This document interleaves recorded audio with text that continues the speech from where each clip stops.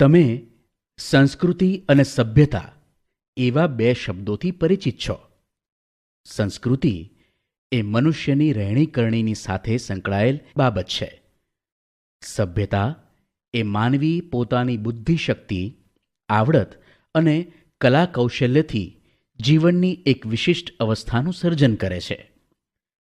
વિશ્વમાં Egypt, Mesopotamia, Bharat, ચીન, રોમમાં માનવ સમાજની આવી મહાન સભ્યતાના દર્શન થાય છે. સદીઓ જૂની આ સભ્યતા આજે પણ માનવ જીવનને પ્રેરણા પૂરી પાડે છે. હડપ્પીય સભ્યતાને આપણે સિંધુ ખીણ સભ્યતા તરીકે પણ ઓળખીએ છીએ. ઈસવીસન 1921માં હડપ્પામાંથી આ સભ્યતાના સૌ પ્રથમ અવશેષો મળી આવ્યા. ભારતના ઉત્તર પશ્ચિમ ભાગમાં ફેલાયેલી સભ્યતાના અનેક સ્થળોમાં હડપ્પા, મોહેનજોદડો, લોથલ, ધોળાવીરા, કાલીબંગન, રાખીગઢી વગેરેનો સમાવેશ થાય છે. નકશામાં હડપ્પીય સભ્યતાના સ્થળો દર્શાવ્યા છે, તે જુઓ. આયોજનબદ્ધ નગર રચના એ હડપ્પીય સભ્યતાની સૌથી મોટી લાક્ષણિકતા હતી. નગરોની રચના એક સમાન થયેલી હતી. તમામ સ્થળોએ પશ્ચિમ તરફ કિલ્લો અને પૂર્વ તરફ સામાન્ય પ્રજાની વસાહત હતી. બંનેને જુદો પાડતો રાજમાર્ગ વચ્ચે આવેલો હતો. પશ્ચિમમાં આવેલા કિલ્લાની ફરતે કોટ હતો. કિલ્લામાં સંભવતઃ શાસકો રહેતા હોવા જોઈએ. તેમની નગર રચનામાં મોટે ભાગે ઈંટો વપરાતી. હડપ્પીય સભ્યતાની મુખ્ય વિશેષતા તેની આયોજનબદ્ધ મકાન વ્યવસ્થા હતી. પૂર અને ભેજથી બચવા મકાનો ઊંચા ઓટલા પર બાંધવામાં આવતા. અહીંના મકાનોની એક વિશેષતા એ હતી કે મકાનના દ્વાર મુખ્ય રસ્તા પર પડવાને બદલે અંદરની તરફ પડતા. અહીં 1 અને 2 માળના મકાનો જોવા મળતા હતા. અહીંના રસ્તાઓ સુવિધાજનક હતા. શહેરના મુખ્ય 2 રાજમાર્ગો, એક ઉત્તરથી દક્ષિણ અને બીજો પૂર્વથી પશ્ચિમ જતો. અહીં મુખ્ય માર્ગની સમાંતરે શેરીઓ આવેલી હતી. રસ્તાઓ એકબીજાને કાટખૂણે કાપતા. રસ્તા અને શેરીઓનું આયોજન એ રીતે કરવામાં આવેલું હતું કે સમગ્ર નગર ચોરસ અને લંબચોરસ વિભાગોમાં વહેંચાઈ જાય. જાહેર રસ્તાઓ પર રાત્રિ પ્રકાશની વ્યવસ્થાના પુરાવાઓ પણ પ્રાપ્ત થયા છે. હડપ્પાકાલીન સભ્યતાના લોકોના વપરાશના પાણીના નિકાલ માટે અત્યંત વિકસિત અને પદ્ધતિસરની વ્યવસ્થા હતી. દરેક મકાનનું પાણી નાની ગટરમાં અને નાની ગટરમાંથી મોટી ગટરમાં જતું. મોટી ગટરમાંથી પાણી નગરની બહાર જતું. મોહેનજોદાડોમાં એક જાહેર સ્નાનાગાર મળી આવ્યું છે. આ સ્નાનાગારની વચ્ચે સ્નાનકુંડ છે. સ્નાનકુંડમાં ઉતરવા માટે 2 બાજુએ પગથિયાની વ્યવસ્થા પણ છે. સ્નાનકુંડની ફરતે વસ્ત્રો બદલવા ઓરડીઓ છે. ઉત્સવ કે ધાર્મિક પ્રસંગોએ આ જાહેર સ્નાનાગારનો ઉપયોગ થતો હશે. આ ઉપરાંત મોહેનજોદડોમાંથી મળી આવેલ સ્તંભવાળા મકાનને સભાગૃહની ઓળખ આપવામાં આવી છે. હડપ્પા પંજાબના મોન્ટેગોમરી જિલ્લામાં આવેલ પુરાતત્વીય સ્થળ છે. હડપ્પા સિંધુ ખીણ સભ્યતાનું મુખ્ય નગર હશે.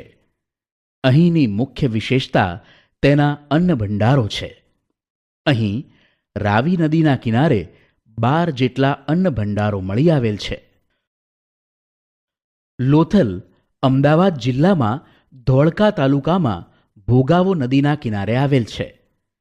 લોથલ પ્રાચીન સમયમાં એક વેપારી બંદર અને ઔદ્યોગિક નગર હતું. લોથલમાં ઈંટોનું બનેલું એક માળખું મળી આવ્યું છે. તેને ધક્કો માનવામાં આવે છે. તે અહીં આવતા વહાણોને લાંગરીને માલ સામાન ચડાવવા ઉતારવાના કામ માટે ઉપયોગમાં હોવાનું માની શકાય. આ ઉપરાંત અહીં વખારો અને મણકા બનાવવાની ફેક્ટરી મળી આવેલ છે, જેથી કહી શકાય કે લોથલ પ્રાચીન ભારતનું સમૃદ્ધ બંદર હશે. અને હડપ્પીય સભ્યતાનો આંતરરાષ્ટ્રીય વેપાર લોથલના બંદર મારફત થતો હશે. ધોળાવીરા કચ્છ જિલ્લામાં ભચાઉ તાલુકામાં ખડીર બેટ વિસ્તારમાં આવેલ પુરાતત્વીય સ્થળ છે. સામાન્ય રીતે હડપ્પીય નગરો 2 ભાગમાં વહેંચાયેલ છે, જ્યારે ધોળાવીરાનું નગર 3 ભાગમાં છે. 1 સિટાડેલ કિલ્લો, 2 ઉપલું નગર, 3 નીચલું નગર. ધોળાવીરા નગરની મુખ્ય વિશેષતા વરસાદના પાણીના સંગ્રહની વ્યવસ્થા અને સ્ટેડિયમ છે. રાજસ્થાનનું કાલીબંગન નગર હડપ્પીય સભ્યતાની કૃષિ ક્રાંતિનું મુખ્ય મથક હતું. અહીં ખેડેલા ખેતરોના અવશેષો તેની સાબિતી પૂરી પાડે છે. અહીં મળી આવેલા તાંબાના અવશેષો એ પુરવાર કરે છે કે અહીં તાંબાના ઓજારોનું નિર્માણ થતું હશે અને આ ઓજારો કૃષિ ક્ષેત્રે ઉપયોગમાં લેવાતા હશે. આમ સિંધુ ખીણ સભ્યતાનું નગર આયોજન સુવ્યવસ્થિત, સુંદર, ઇજનેરી કળા ધરાવતું, આયોજનબદ્ધ અને કૌશલયુક્ત નગર હતું. તેમાં તે વખતના શાસક વર્ગની શાસન શક્તિ, ઇજનેરોની બુદ્ધિમત્તા અને કારીગરોની કલાશક્તિનું અદ્ભુત પ્રતિબિંબ પડે છે. સિંધુ ખીણ સભ્યતાના લોકો ખેતી, પશુપાલન, વેપાર, હુન્નર ઉદ્યોગ જેવા વ્યવસાયો કરતા હતા. ખેતીમાં ઘઉં, જવ, વટાણા, તલ, સરસવ વગેરે પાકોની ખેતી કરતા. ખેતીમાં જમીન ખેડવા હળનો ઉપયોગ કરતા. પશુપાલનમાં ગાય, ભેંસ, બકરી, ખાંદવાળો સાંઢ પાળતા. તેઓ આંતરિક અને આંતરરાષ્ટ્રીય વેપાર કરતા. અહીંનું સુતરાઉ કાપડ છેક મેસોપોટેમિયા અને તેના માધ્યમથી ઇજિપ્ત સુધી પહોંચતું હતું, એમ ઇતિહાસકારો માને છે. આ ઉપરાંત તેમના અન્ય વ્યવસાયોમાં માટીકામ, ધાતુકામ, મણકા બનાવવાની કલા, શિલ્પકલા વગેરેનો સમાવેશ થતો હશે. સિંધુ ખીણ સભ્યતાના લોકોનો મુખ્ય વ્યવસાય ખેતી અને પશુપાલન હતો. આ સમયની પ્રજાના ખોરાકમાં ઘઉં, જવ, બાજરી, વટાણા, તલ, ખજૂર વગેરેનો સમાવેશ થાય છે. પશુપાલનના કારણે તેમના ખોરાકમાં દૂધ, દૂધની બનાવટોનો પણ સમાવેશ થાય છે. આ સભ્યતાના અવશેષોમાં માછલી પકડવાના હૂક મળી આવ્યા છે, તેથી ખોરાકમાં માછલીનો પણ સમાવેશ થતો હશે. સિંધુ ખીણ સભ્યતામાં મળી આવેલા શિલ્પોના આધારે એ સમયના લોકોના પોશાક વિશે માહિતી મળે છે. અહીં સ્ત્રી પુરુષો 2 કપડાં પહેરતા. કમરથી નીચેના ભાગમાં હાલની ધોતી જેવું અને ઉપરના ભાગમાં ડાબા ખભા પરથી જમણા હાથ નીચે આવે એમ ઉપવસ્ત્ર વીંટતા. મુખ્યત્વે તેઓ સુતરાઉ કાપડનો ઉપયોગ કરતા અને ઊની વસ્ત્રથી પણ પરિચિત હતા. ધાતુ તથા હાથીદાંતની બનેલી આ સમયની મળેલી સોયના આધારે અનુમાન થાય કે તેઓ સીવીને કપડાં પહેરતા હશે. આમ છતાં મોટા ભાગના લોકો સીવ્યા વિનાના કપડાનો ઉપયોગ કરતા હશે. આ સમયના આભૂષણોમાં કંઠહાર, હાથમાં વીંટી, કાંડામાં કડા સ્ત્રી અને પુરુષ બંને પહેરતા. સ્ત્રીઓ બંગડીઓ, કાનમાં કુંડળ, કંદોરો, ઝાંઝર વગેરે આભૂષણો પહેરતી. આ આભૂષણો સોના, ચાંદી અને કિંમતી પથ્થરોમાંથી બનાવવામાં આવતા. સિંધુ ખીણ સભ્યતાના લોકો માટીના, તાંબાના, કાંસાના વાસણો બનાવતા, જેમાં માટીમાંથી પ્યાલા, વાટકી, કુલડી, ગાગર, રકાબી, કથરોટ વગેરે વાસણોનો સમાવેશ થતો.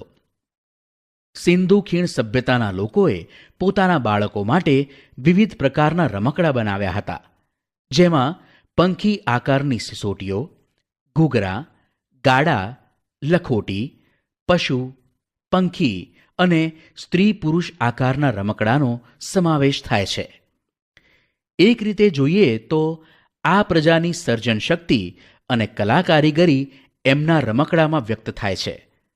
માથું હલાવતા પ્રાણી અને ઝાડ પર ચડતા વાનરની કરામત દર્શાવતા રમકડા જોવા મળે છે.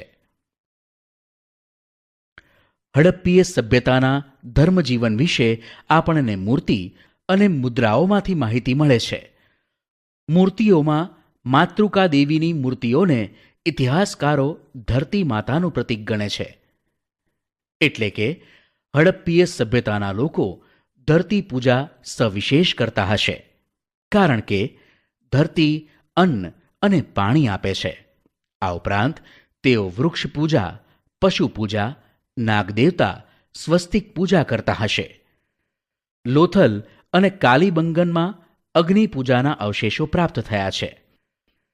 હડપ્પીય સભ્યતાના લોકો મૃત્યુ પામનાર મનુષ્યને દાટતા હશે અને ઘણી જગ્યાએ અગ્નિ સંસ્કારના પુરાવાઓ પણ મળ્યા છે. તેઓ મૃતકને દાટતા અને તેની સાથે કેટલીક વસ્તુઓ પણ મૂકતા, જે તેમના મૃત્યુ પછીના જીવનની તેમની કલ્પના બતાવે છે.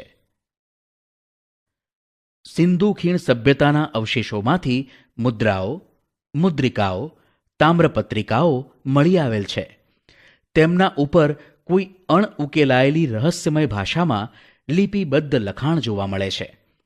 જો કે આ લખાણો ટૂંકા છે, માત્રાવાળા અક્ષરો અને જોડાક્ષરો જોવા મળે છે. આ લિપિ ઉકેલવા ઘણા પ્રયત્નો થયા છે, પરંતુ તેમાં હજુ સફળતા મળી નથી.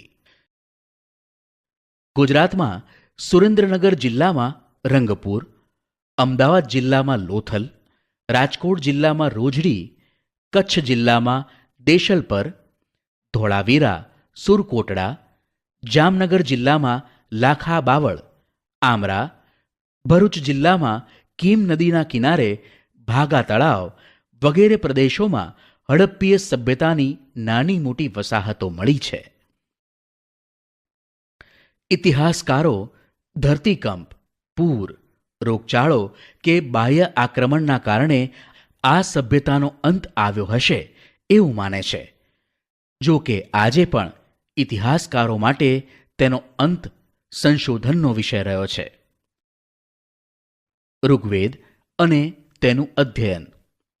વેદ 4 છે: ઋગ્વેદ, યજુર્વેદ, સામવેદ અને અથર્વવેદ. ઋગ્વેદ એ આપણો પ્રાચીનતમ ગ્રંથ છે, જેમાં 10 મંડળોમાં 1028 પ્રાર્થનાઓ, જેને સૂક્ત કહે છે, તેનો સમાવેશ થાય છે. ઋગ્વેદ એ પ્રાચીન જ્ઞાનનો ભંડાર છે. તે પ્રાચીન સંસ્કૃત કે વૈદિક સંસ્કૃત ભાષામાં લખાયેલ છે. ઋગ્વેદના માધ્યમથી આર્યોના રાજકીય, સામાજિક, આર્થિક અને ધાર્મિક જીવનનો પરિચય મળે છે. ઇતિહાસકારો, પુરાતત્વવિદો ઇતિહાસ જાણવા માટે પ્રાચીન અવશેષોની સાથે ઋગ્વેદનો પણ અભ્યાસ કરે છે. ઋગ્વેદના કેટલાક સૂક્તો સંવાદ સ્વરૂપે છે. ઋગ્વેદમાં પ્રજાકીય જીવનના ઉલ્લેખો જોવા મળે છે. ગણો, સભા અને સમિતિ જેવી રાજકીય સંસ્થાઓની માહિતી ઋગ્વેદમાં છે. સભા સમિતિની સરખામણીમાં નાની સંસ્થા હતી અને તેમાં રાજ્યના મુખ્ય આગેવાનો બેસતા અને રાજ્યના અગત્યના પ્રશ્નોની ચર્ચા થતી અને ન્યાય પણ અપાતો. સમિતિ વિસ્તૃત સંસ્થા હતી જે રાજાની ચૂંટણી કરતી. રાજાને મદદ કરવા સેનાધ્યક્ષ અને પુરોહિતની નિમણૂક થતી. રાજાનું મુખ્ય કાર્ય ગવેષણા હતું અને ગવેષણા એટલે યુદ્ધ. ઋગ્વેદમાં રાવી નદીના કિનારે 10 રાજાઓ વચ્ચે થયેલા યુદ્ધનો ઉલ્લેખ પ્રાપ્ત થાય છે. ઋગ્વેદમાં આર્યોના સામાજિક જીવન વિશે માહિતી મળે છે. સમાજનું એકમ કુટુંબ હતું. પિતૃપ્રધાન અને સંયુક્ત કુટુંબ વ્યવસ્થા હતી. સમાજ વર્ણ અને જ્ઞાતિઓમાં વહેંચાયેલો ન હતો, એટલે સમાજમાં સૌ સમાન હતા. કોઈ ઊંચ નીચના ભેદભાવ ન હતા. સ્ત્રીઓનું સમાજમાં ઊંચું સ્થાન અને સ્ત્રી સ્વાતંત્ર્ય હતું અને સ્ત્રીઓને સહધર્મચારિણી ગણવામાં આવતી અને યજ્ઞમાં તેમની હાજરી આવશ્યક ગણાતી. સ્ત્રીઓ પણ અભ્યાસ કરી શકતી. તેમાં અપાલા, લોપામુદ્રા, ઘોષા જેવી વિદુષી સ્ત્રીઓએ તો ઋગ્વેદની ઋચાઓ પણ રચી છે. કન્યા પુખ્ત ઉંમરની થાય ત્યારે જ લગ્ન થતા. ઋગ્વેદમાં પ્રકૃતિની પૂજાના ઉલ્લેખો જોવા મળે છે. ઇન્દ્ર, વરુણ, અગ્નિ, સૂર્ય વગેરેની પૂજાના ઉલ્લેખો જોવા મળે છે. સવારની દેવી ઉષા અને સાંજની દેવી અદિતિનો ઉલ્લેખ જોવા મળે છે. ઋગ્વેદમાં ગાય, ઘોડાની અને બળદની ચર્ચા ઘણી જગ્યાએ થઈ છે. ઋગ્વેદમાં અન્ય પશુઓની સરખામણીમાં ઘોડાનો સૌથી વધુ ઉલ્લેખ આવે છે, જે તેમના જીવનમાં પશુપાલનનું મહત્વ સૂચવે છે. પશુઓ માટે યુદ્ધ કરવું એ કબીલાઈ જીવન જીવતા લોકો માટે સામાન્ય હતું. સંપત્તિ મુખ્યત્વે પશુઓની સંખ્યા પર આધાર રાખતી. પશુપાલન સામૂહિક રીતે થતું અને ઋગ્વેદકાલીન અર્થવ્યવસ્થાના પ્રારંભિક ચરણમાં કૃષિ ગૌણ હતી.